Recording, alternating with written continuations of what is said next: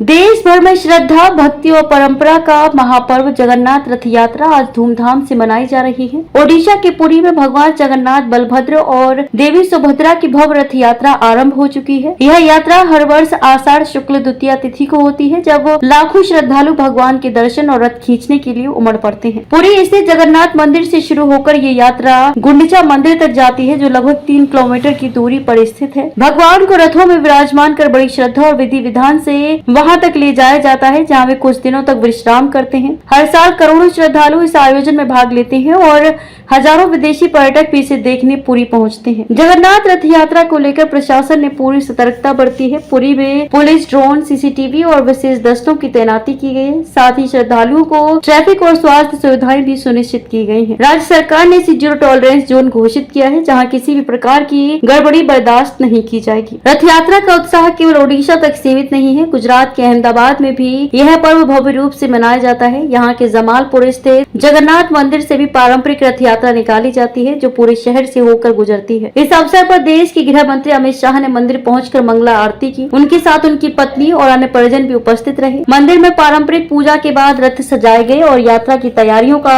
जायजा लिया गया। हिंदू मान्यताओं के अनुसार भगवान जगन्नाथ की यह यात्रा उनके मामा के घर गुंडिचा मंदिर जाने के रूप में मानी जाती है। इस दिन रथ को श्रद्धालु स्वयं खींचते हैं और मान्यता है कि रथ की रस्सी को छूने मात्र से मोक्ष की प्राप्ति होती है। क्योंकि यह तिथि चंद्रमास के शुक्ल पक्ष की द्वितीया को आती है, इसलिए इसे बढ़ती चंद्र शक्ति और शुभता का प्रतीक माना जाता है। पुरी के अलावा जगन्नाथ रथ यात्रा भारत के कई प्रमुख शहरों जैसे कोलकाता, मुंबई, दिल्ली और बेंगलुरु में भी धूमधाम से मनाई जाती है। वहीं अमेरिका, यूके, रूस और ऑस्ट्रेलिया जैसे देशों में भी प्रवासी भारतीयों और इस्कॉन के माध्यम से इसका आयोजन होता है। जगन्नाथ रथ यात्रा सिर्फ एक धार्मिक उत्सव नहीं, बल्कि भारतीय संस्कृति, समर्पण और एकता का प्रतीक है। आज जब पुरी से लेकर अहमदाबाद तक श्रद्धालु भगवान की रथ सवारी में शामिल हो रहे हैं, वहीं राजनेताओं की भागीदारी से ये भी स्पष्ट है कि यह पर्व भारत की आत्मा में कितनी गहराई से रचा बसा है। अमित शाह की उपस्थिति ने अहमदाबाद की रथ यात्रा को और भी प्रमुख बना दिया और देश भर में ये संदेश गया कि आस्था और प्रशासन साथ साथ चल सकते हैं।